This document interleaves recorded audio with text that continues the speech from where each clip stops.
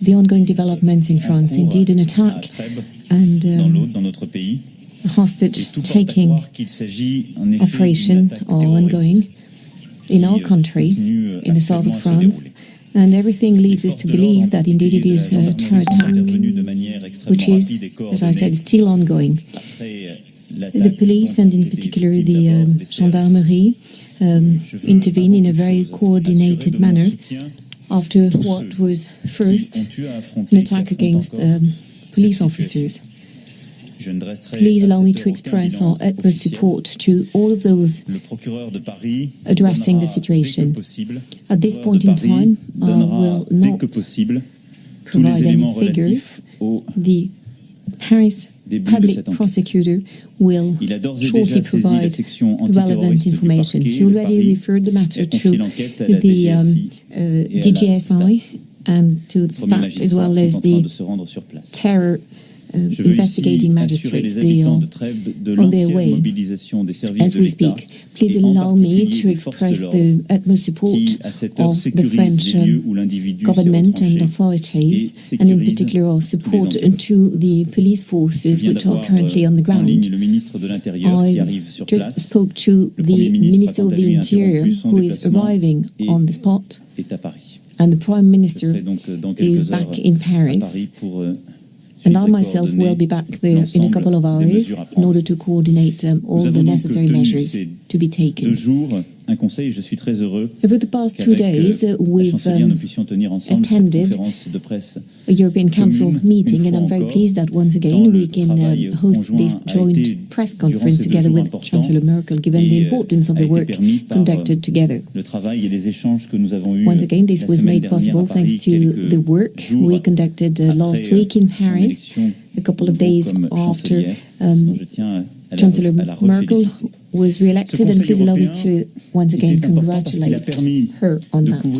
This European Council meeting was important because it gave us an opportunity to look at a number of topics which very much are in connection with the model and the sovereignty of Europe. We had, first of all, deep discussions regarding international issues, and as you know, on a couple of days ago I visited the headquarters of the OPCW, and France itself a couple of months ago took an initiative for an international partnership against impunity in the case of... So President Emmanuel Macron moving on to the business of the summit, but as expected he began by commenting on the situation in the south of France. He talked about an ongoing hostage-taking operation. He said then, of course, there had first of all been the attack against the police officer, followed by the hostage-taking at the supermarket in nearby Trèbes, expressing his utmost support to those involved in trying to bring this situation to an end, saying that the Paris prosecutor will provide more information soon, and reflecting on the fact that the Minister of the Interior is on his way to Trèbes. In fact, he will be arriving on the spot imminently.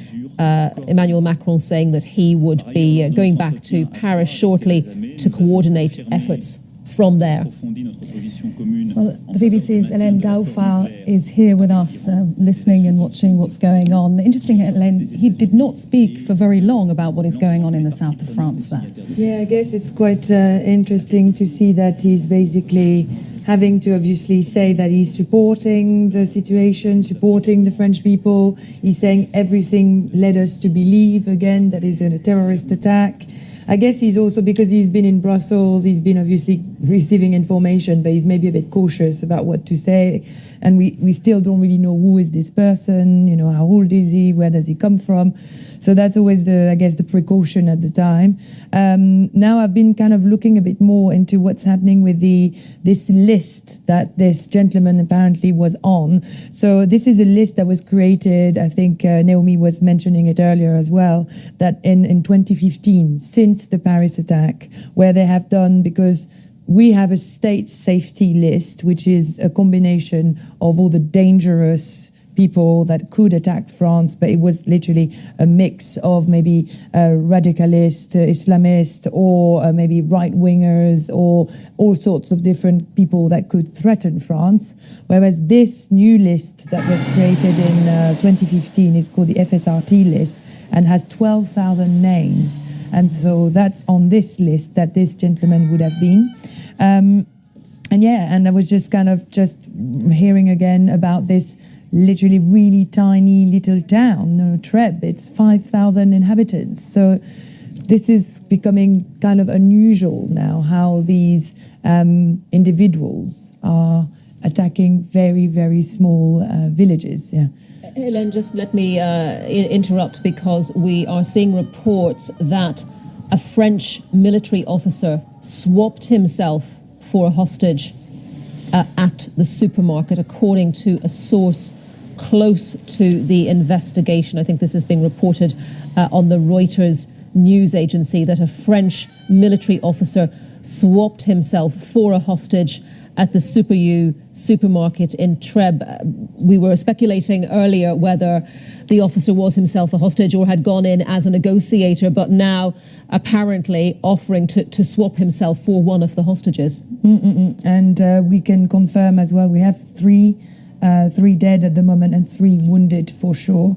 I'm still to hear officially in this feed of France Info, what they are saying less. They are not reporting this yet about this police officer, but I guess if Reuters is saying it, we have different... They're saying a source close to the investigation, and it was around the time that we heard that the other hostages had been freed and had gone from the supermarket, that we heard that the remaining person was, they had said a police officer, but now, according to this source, a member of the military, so that would tally with what we heard earlier.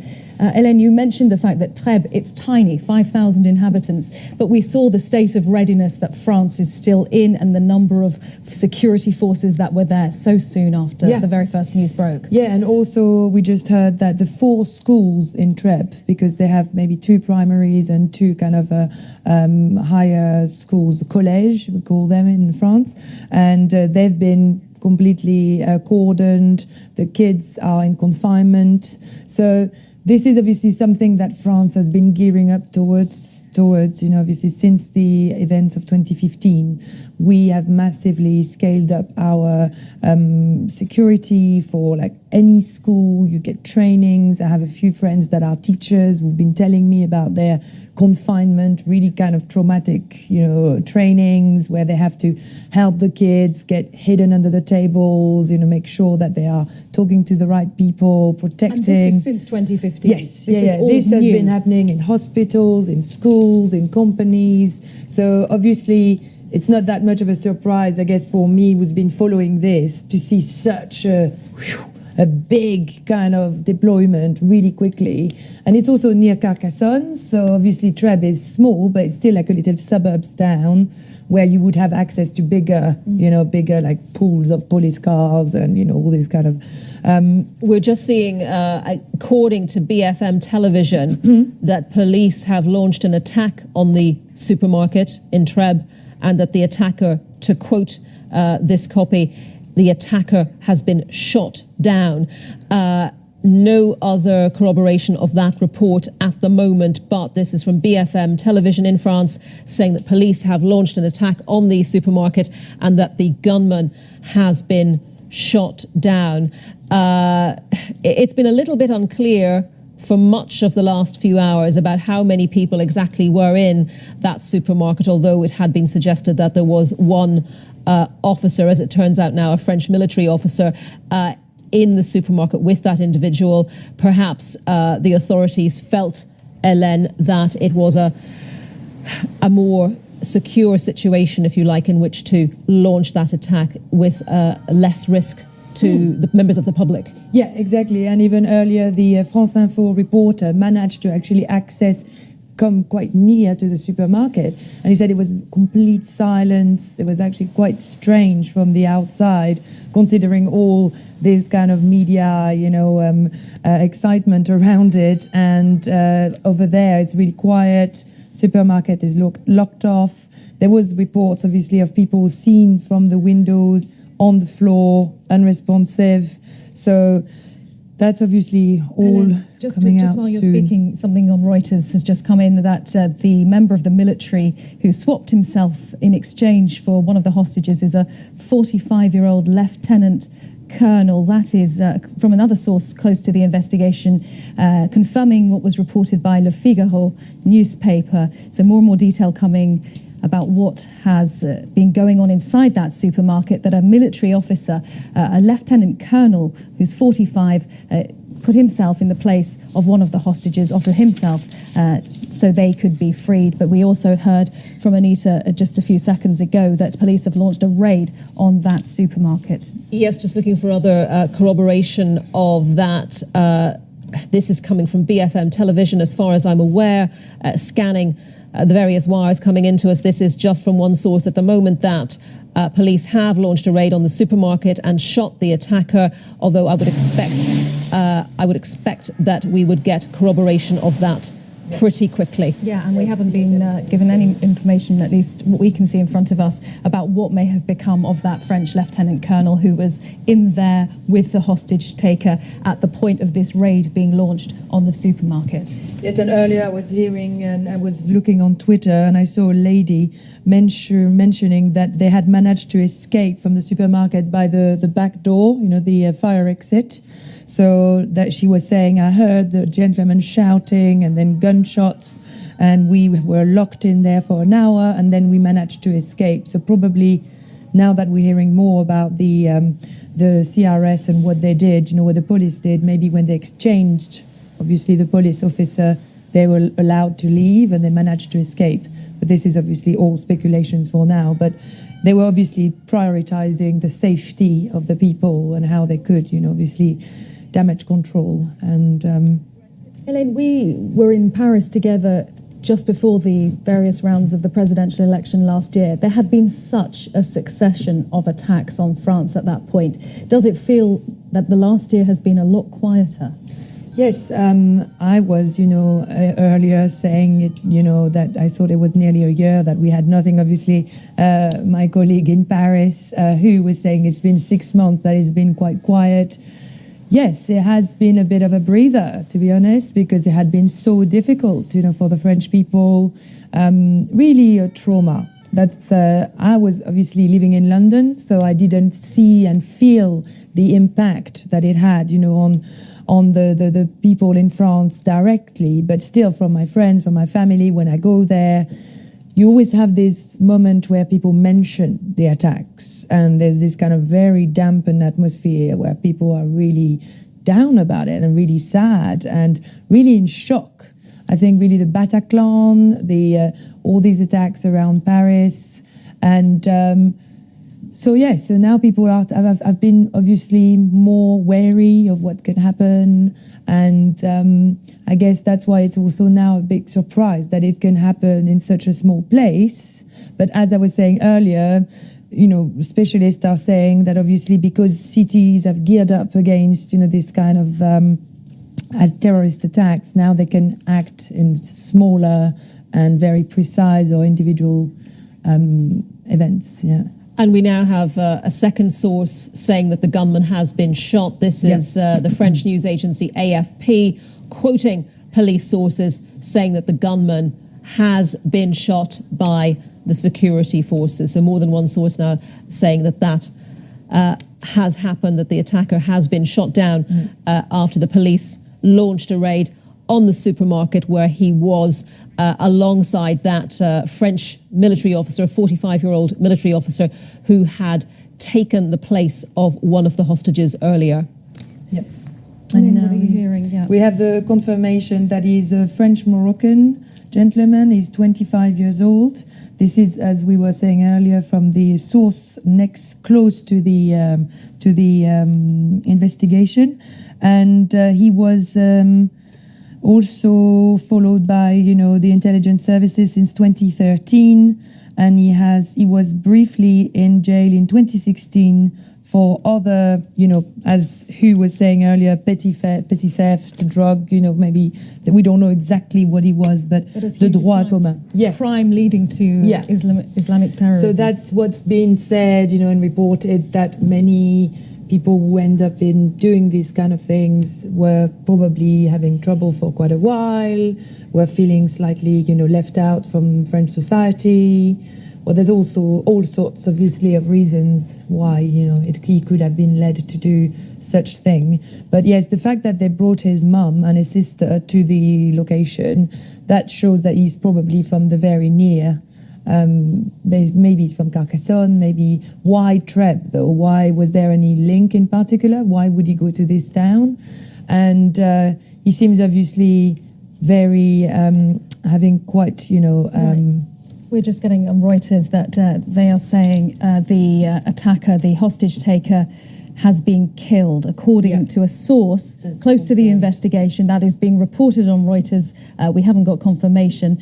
His mother and two sisters were at the scene at the supermarket, we presume, trying to talk to him somehow, but then the raid was launched, and now this news that the assailant in the attack in southern France has been killed, according to a source at this stage. So that detail just emerging in the last few moments. We don't know what level of negotiation, if any, there was, but certainly we had heard earlier that the gunman had been making a number of demands of the police there. Well, just a few minutes ago, we heard from the French President, Emmanuel Macron, who's in Brussels. He made a short statement.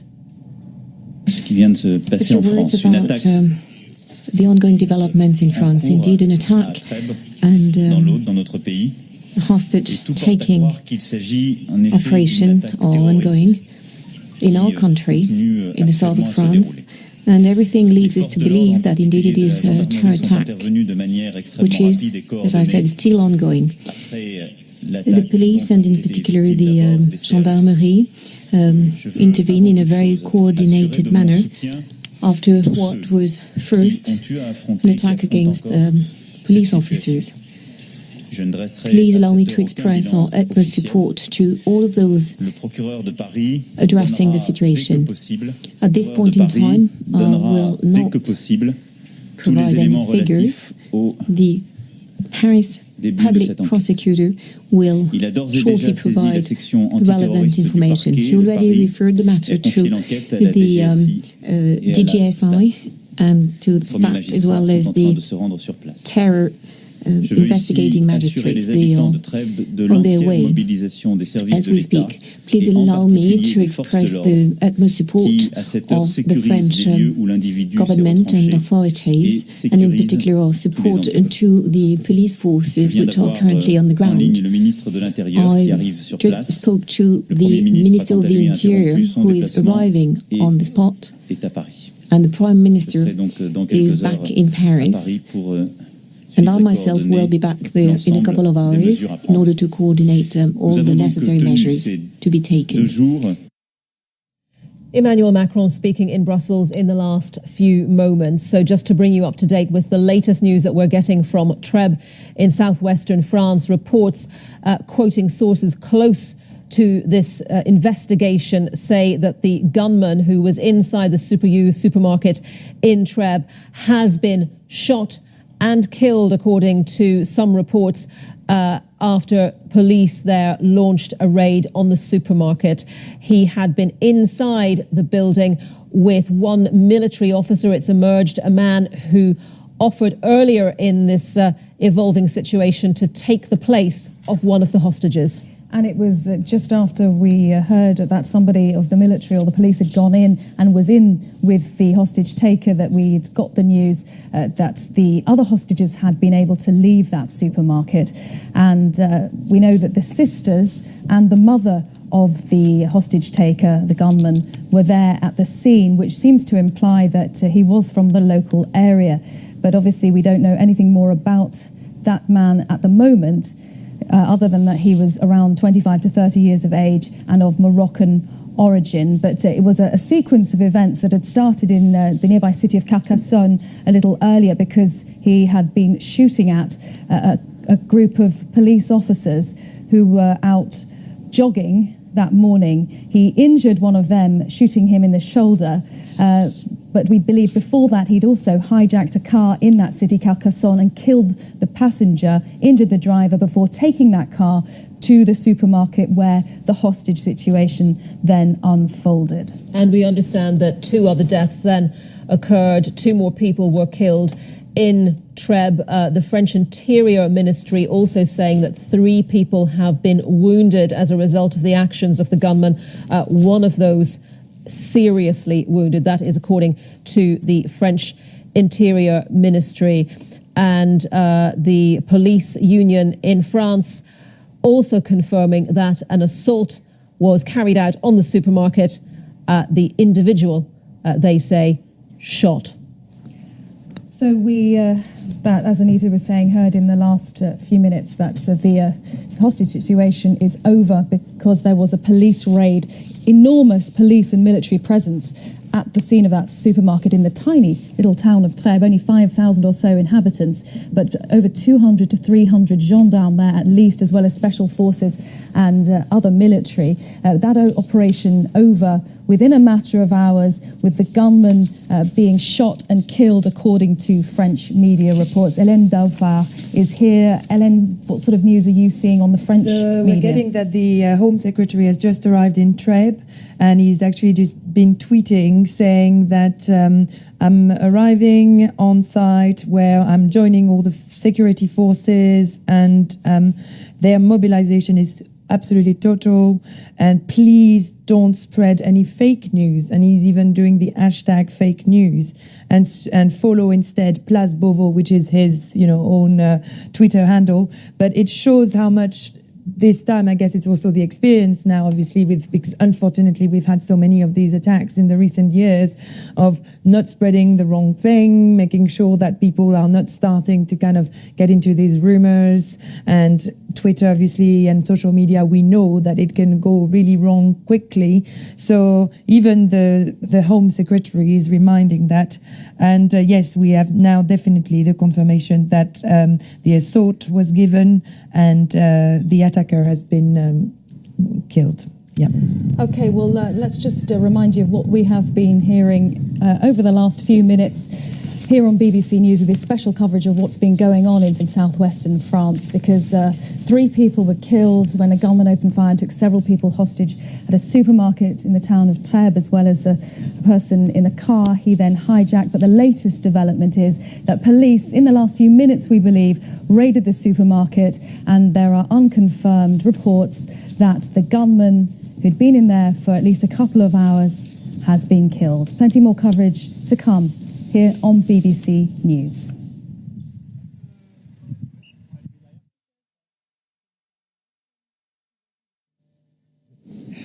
Good afternoon. Well, it was a fairly cloudy start to the day, but the sunshine's been breaking through that cloud for many parts of the country. So an improving weather picture across the UK as we look through this afternoon. Now, this picture comes from one of our weather watchers in Braintree in Essex. So you can see the blue sky, a bit of fair weather cloud around there. It's not dry everywhere, but many parts of the country enjoying a largely dry afternoon. Now, if we look at the satellite image, you can see this band of cloud that's clearing away from the east. Then we've got that drier, clearer window of weather before the next area of cloud heads in from the southwest. This is a low pressure system bringing some outbreaks of rain already to parts of Wales, into the southwest of England too. You can see that on the recent radar image here. We've also got a bit of rain and some hill snow across parts of northern and western Scotland, with a few isolated showers for Northern Ireland and northern England through the afternoon. But away from these areas, particularly for central and eastern parts of England, it's looking pretty fine out there. With the fairly light winds and sunshine, 12 degrees or so is feeling quite pleasant. A little bit cooler towards the northwest, where we've got those showers falling as snow across the mountains of Scotland. But the rain and the snow across northern Scotland pushes away through this evening. So we've got clearing skies for Scotland and Northern Ireland, cloudying over though for England and for Wales too. And we see that rain arriving towards the southwest, patchy rain working further northwards and eastwards. So temperatures remaining frost-free for England and Wales, but sub-zero across parts of Scotland and Northern Ireland. So a frosty start to Saturday morning here. Through the weekend then, a lot of dry weather, spells of sunshine around, still some showers towards the northwest of the country, but temperatures around average, so certainly a lot milder than it was last weekend. During Saturday, we have got quite a bit of cloud across England and Wales, some patchy light outbreaks of rain, maybe mainly towards the south, becoming more confined to the east as we look through the afternoon. More sunshine further northwest across the country. Still some wintry showers for parts of Scotland and Northern Ireland too. Just falling a sleet and snow on the mountains, but rain at lower levels. By the time we get to Sunday, though, fewer showers on the cards. So it is looking like a drier day really across the board. Just a little bit of rain and hill snow across the far northwest of Scotland. But more sunshine, less cloud across England and Wales.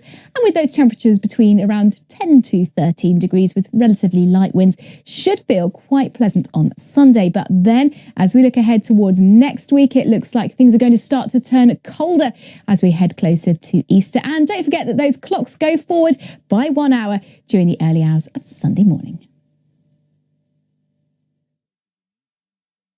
I've seen things you wouldn't believe. I seem to be living in a time when all of the tech from my favourite childhood sci-fi films is coming true. But how do they achieve this? Witchcraft? Do you feel like you're really hitting the ball? Paper, scissors. We're going to be on a Tinder date. I think that could catch on. Underneath the reactor. The future is coming. Watch Click to see it first. Tomorrow at 12:30 on the BBC News Channel. Stories set to shape the news agenda. Headlines freshly written. Original perspectives on the day's unfolding narratives. See the bigger picture as it emerges. The Papers, weeknights at 10:40 on the BBC News Channel.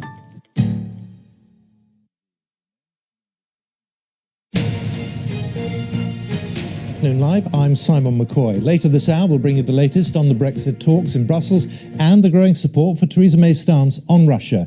But first, with the latest on the terror attack in France, where the gunman has been shot in the last few minutes, we join BBC World. This is BBC News. I'm Karen Giannoni. Breaking news this hour, police put an end to a hostage situation at a supermarket in southwest France. The man had opened fire on police and had hijacked a car, killing one person, and later he killed two more. Everything leads us to believe that indeed it is a terror attack. I just spoke to the Minister of the Interior, who is arriving on the spot, and the Prime Minister is back in Paris. And I myself will be back there in a couple of hours in order to coordinate all the necessary measures to be.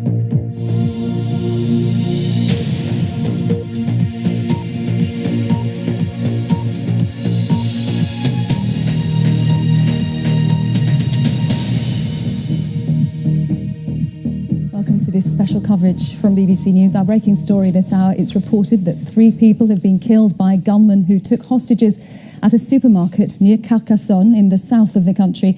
The attacker, who claimed allegiance to the Islamic State group, has been shot by police. He had reportedly demanded that the only surviving militant who carried out the attack at the Bataclan Theatre in Paris should be freed. Let's bring you up to date with what we know so far about what has happened. In the nearby city of Carcassonne, an armed man opened fire on several police officers who were out jogging. One policeman was injured. We then had reports of a number of people being taken hostage in a supermarket in Trèbes, a small town nearby. Prosecutors say the hostage taker claimed to be a member of the Islamic State group. It's reported then that shots were fired. 2 people were killed there. It's not clear how more were injured. The French president has called the incident a terrorist act, view echoed by President Macron. The Prime Minister called it a terrorist act, and President Macron has verified that. He is currently attending a European summit which has just wrapped up in Brussels.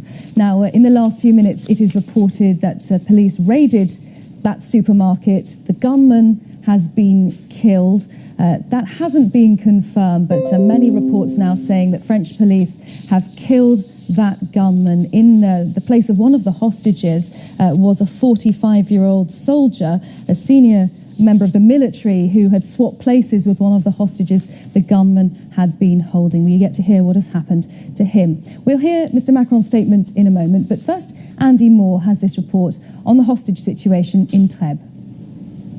Shots were fired and hostages were taken at the supermarket just after 11 o'clock local time. A large police operation was mounted. Reports say scores of officers, together with airborne units, were sent to the scene. Counter-terror police are leading the operation. This shocked woman told a reporter she couldn't see inside the supermarket. She said her children were in a school about 300 metres away. Earlier in the day, about 15 minutes away near Carcassonne, a group of police officers out jogging were followed and then fired on 5 times by a man in a car. One officer was injured. That incident is now being linked to the hostage-taking at the supermarket.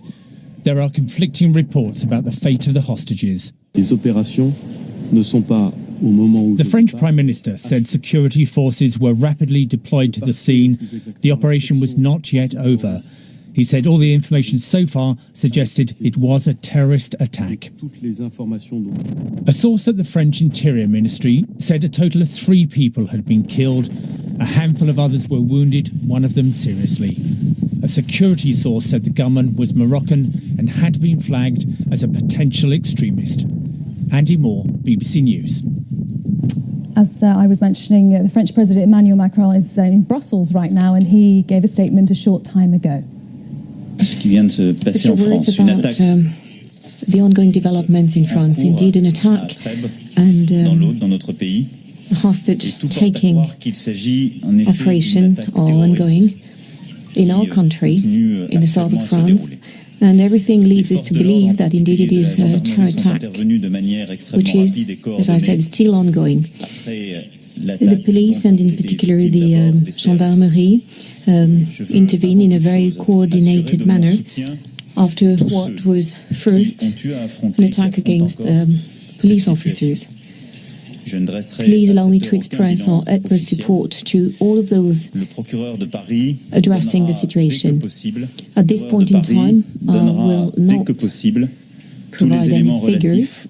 The Paris public prosecutor will shortly provide relevant information. He already referred the matter to the DGSI and to the STAT, as well as the terror investigating magistrates. They are on their way as we speak. Please allow me to express the utmost support of the French government and authorities, and in particular our support to the police forces which are currently on the ground. I just spoke to the Minister of the Interior, who is arriving on the spot, and the Prime Minister is back in Paris. And I myself will be back there in a couple of hours in order to coordinate all the necessary measures to be taken. Well, also in Brussels is my colleague Christian Fraser. And Christian, I suppose one of the first tests of its kind for the French president, who's been in office less than a year. Yes, and obviously people will point to the fact that the state of emergency in France was dropped in October and replaced with a sweeping anti-terrorism bill which was widely supported in the French Parliament. And I have to say, though, the laws that were in place really replaced many of the laws and the powers that the police had under the state of emergency. So they have the ability to search houses, to put people under house arrest, to put cordons around sensitive areas, all that sort of thing. So I think it would be unfounded to say that Emmanuel Macron has dropped the ball here by bringing to an end the state of emergency. What interests me, having formerly been the correspondent in Paris and covered a lot of these terrorist attacks over the last 4 or 5 years, is that yet again this was someone, according to the president, who was known to the DGSI, the Interior Domestic Intelligence. We've said before that there is an extensive list within France, a list called Fiche S with around 10,000 names on it.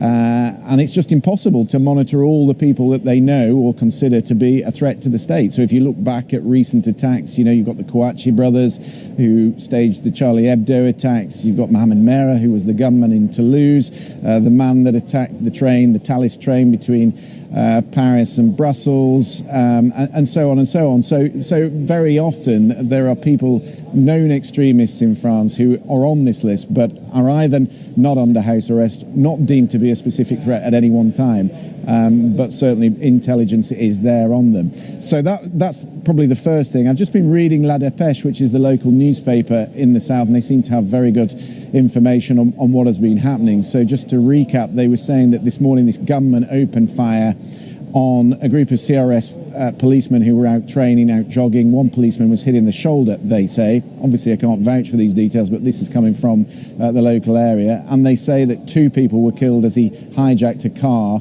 He then arrived at this supermarket, and they are reporting that a butcher inside the supermarket and one of the customers was killed. So they are saying that 4 people have been killed. Again, that's not confirmed, but that's what the local newspaper is saying. And they also have a reporter on the ground who saw police come out of the supermarket shouting, "We've got him, we've got him." So as we've been reporting earlier, and it tends to be the case in these situations when they're dealing with someone with the background of this particular attacker, RAID, the anti-terrorist police, tend to go in pretty quickly because, as we know, very often in these circumstances, the terrorists start to kill people and they don't want to take that risk. So it was, I think, somewhat inevitable that they were going quick and going hard. And Christian, from what we saw there from President Macron, what sense do you get of how much of a role he will be playing in taking ownership in the aftermath of this event, how visible he's going to be?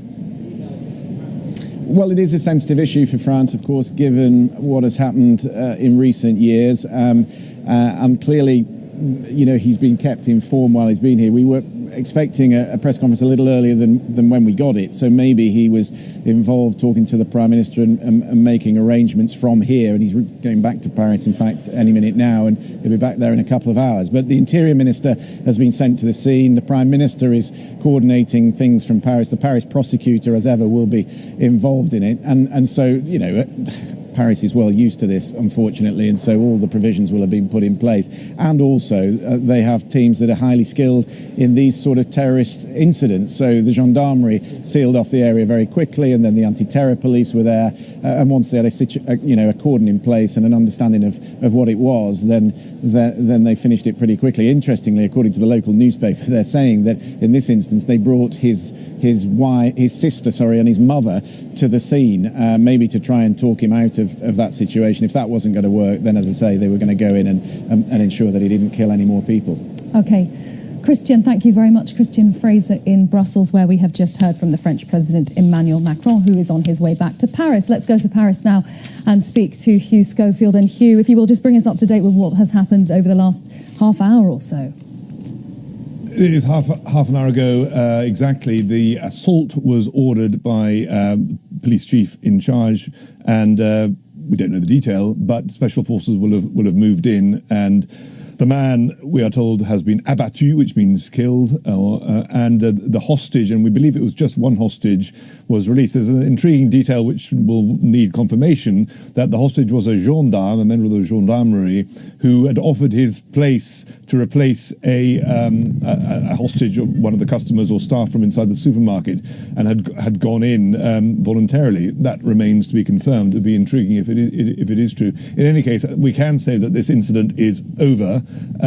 It has certainly focused the attention of France and of the authorities here very, very intensely over the last 3 hours, because it is a recrudescence of Islamist terrorism, it would seem, in France, something which we haven't seen for 6 months since the last attack. In fact, last year we could almost say felt like a real reprieve, or the level went down markedly last year, 2017, compared to 2016, which had seen that series of attacks going back, of course, to 2015 and the Paris attacks. It had died down. The last attack here in France that you could attribute to Islamists was back in October in Marseille. So there has been a long period. But as Macron was saying, the situation has changed. It's no longer a case of, waiting for armed attacks organised by a network or an organisation out in Syria, Iraq, is the so-called Islamic State, that is sending networks of people out to commit these attacks. It is now, once again, as we've seen in the most recent ones last year,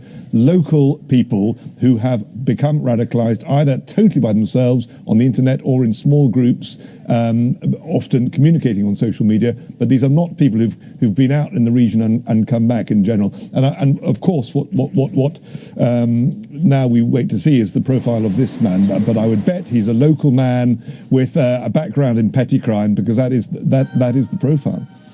And Hugh, the day's events didn't begin in this tiny town of Trèbes. They started in nearby city of Carcassonne. What happened?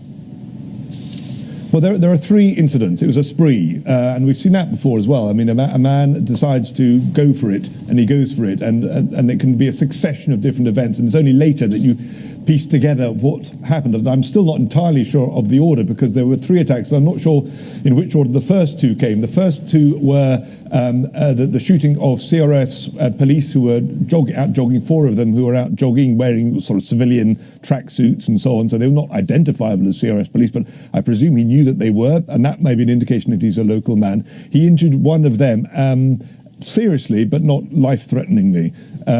There's another incident in which he hijacks a car. Christian referred to that. It's not clear whether one person or two people died in that, but I'm told one person, the passenger, was killed, the driver was injured, and he gets the car. Now, it would seem to me logical that that incident preceded the shooting of the CRS police, because apparently that took place from a car. So I'm guessing that the first incident was the hijacking of the car and then the CRS, but I don't know that. In any case, what we do know is that it concludes with the third incident, which is a few kilometres away to the east of Carcassonne. Carcassonne, of course, a well-known tourist town with its walled city and so on. Trèbes, a much less well-known town just a short distance away to the east, and that's where he parks his car and goes into the supermarket with his gun firing, and we know that two people are killed there, possibly others injured, and there's a movement of panic. A lot of people escape or are allowed to go by the gunman, and he's left, it seems, with one person, and this is eventually the gendarme who may or may not have volunteered to go in the place of an actual hostage. The details there are not known to us. And then half an hour ago, or 2.5 hours after it all started, there is what we could predict, an assault by special forces, and he's killed. I say we could have predicted because, as I was saying, when we started reporting at the beginning, I do not think this will last. There are clear orders and plans in place to act quickly when there are Islamist radicalized terrorists on the loose. On the one hand, there is a standing order now, ordered by the last Interior Minister, that no incident should take place in France more than 20 minutes from where special forces are positioned. And so very quickly, they would have been on the scene, probably from Toulouse, which is, by helicopter or certainly on the motorways not that far away, maybe also in Carcassonne itself. In any case, they would have been on the scene very, very quickly. But as I say, the orders are quite clear. In these situations, you do not let the things drag out, because there is a risk of the person involved killing the hostages. You have to assume that the man at the centre of it all is someone for whom his own life does not really count, and he might well go ahead and take others with him. And so that is why one could have predicted, and we did predict, that this would be over quite quickly, and it is.